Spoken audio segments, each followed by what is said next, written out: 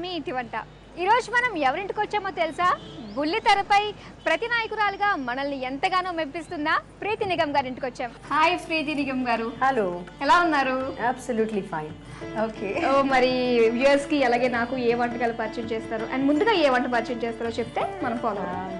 పెసరపప్పు పాయసం.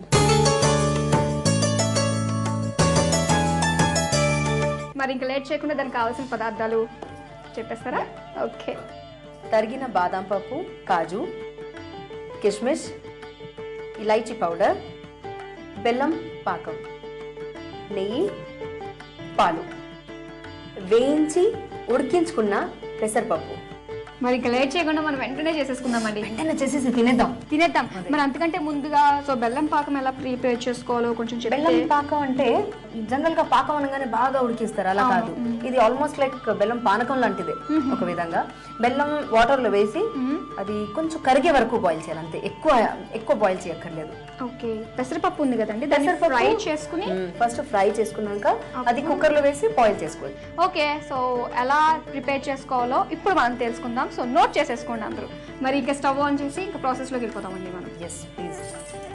నేను అక్కడ చాలా ఎక్కువ మంట పెడుతూ ఉంటానంట కాబట్టి నేను మంట పెట్టను ఇక్కడ. అవునా? ఇక్కడ నాకు వదిలేసారు మంట పెట్టడం. ఓకే. పొయ్యి మీద పెట్టాక పాలు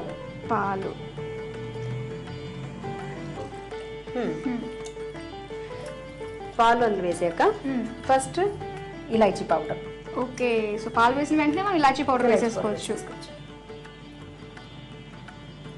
ఇది డెఫినెట్ గా ఏ స్వీట్ లోనైనా కొంచెం ఇలాచీ పౌడర్ ఉంటే ఫ్లేవర్ చాలా బాగుంటుంది. ఇలాచీ పౌడర్ తర్వాత మనం తయారు చేసిన ఈ బెల్లం పాకం. సో మనం పాలు కొంచెం తక్కువ వేసుకుంటేనే బెస్ట్ అనుకుంటా, ఎందుకంటే మళ్ళీ మనము ఈ బెల్లం పాకం వేస్తున్నాం కాబట్టి. అయినా పర్లేదు, బికాస్ అది బాగా కొంచెం ఉడకడానికి మనం వదిలేస్తాం కాబట్టి బాయిల్ అవుతూ ఉంటుంది. సో బాగా బాయిల్ అయితే కొంచెం క్వాంటిటీ తగ్గుతుంది కదా. ఓకే, దగ్గర అవుతుంది కాబట్టి. ఇంకా బెల్లం అకార్డింగ్ టు యువర్ టేస్ట్. నేను కొంచెం స్వీట్ ఎక్కువ తింటారు. ఓకే. ఈ ఫ్రై చేసుకున్న మీద పడేసుకోకుండా ఇలా వేయాలి.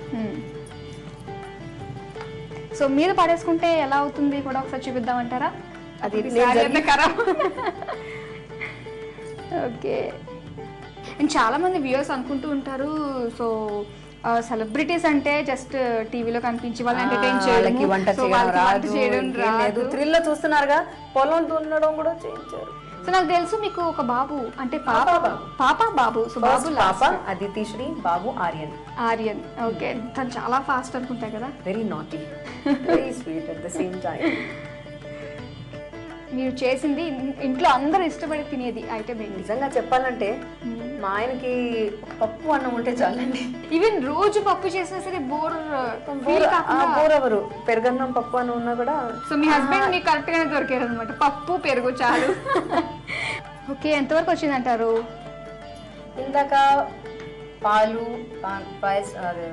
బెల్లం పాకం వేసినప్పుడు చూసారుగా ఎంత లూజ్ గా ఉంది, కొంచెం చిక్కపడింది కాబట్టి ఇట్స్ ఆల్మోస్ట్ డన్. ఇప్పుడు మనం నెయ్యి వేద్దాం. లాస్ట్ లో వేసుకోవాలి. అంటే ముందు నెయ్యి వేసి హల్వా లాంటిది ఏదైనా చేస్తే ముందు నెయ్యి వేసి డ్రై ఫ్రూట్స్ అన్ని అందులో ఫ్రై చేసుకోవచ్చు. కానీ ఇంట్లో మాత్రం పాలు వేస్తున్నాం కాబట్టి ముందు నెయ్యి వేస్తే విరిగిపోయే ఛాన్సెస్ ఉంటాయి. ఓకే, అందుకు లాస్ట్ లో వేస్తారనమాట. నెయ్యి లేని స్వీట్ అసలు స్వీటే కాదు. ఓకే. ఇంకా ఫ్లేవర్ యాడ్ అయిపోయింది. ఇప్పుడు కమ్మగా నోట్లో పెట్టుకోగానే మెల్ట్ అయిపోయి అలా తినాలనే టెంప్ట్ అవ్వాలి. పెసరపప్పు పాయసం రెడీ. ఇక్కడ పెట్టినా జాగ్రత్త. ఓకే. ఇప్పుడు ఫైనల్ గా మనం చేసుకోవాల్సింది గార్నిషింగ్. ఈ కిస్మిస్ ఎలాగో లోపలికి వెళ్ళిపోతుంది. ఇది తరుక్కోవాలి, సన్నగా కట్ చేసుకుంటే. సూపర్ ఉందండి.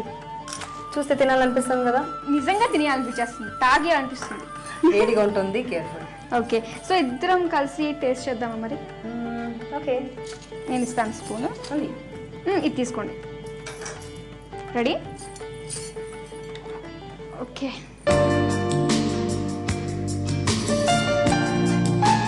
చాలా బాగుంది. స్వీట్ కరెక్ట్గా సరిపోయిందండి.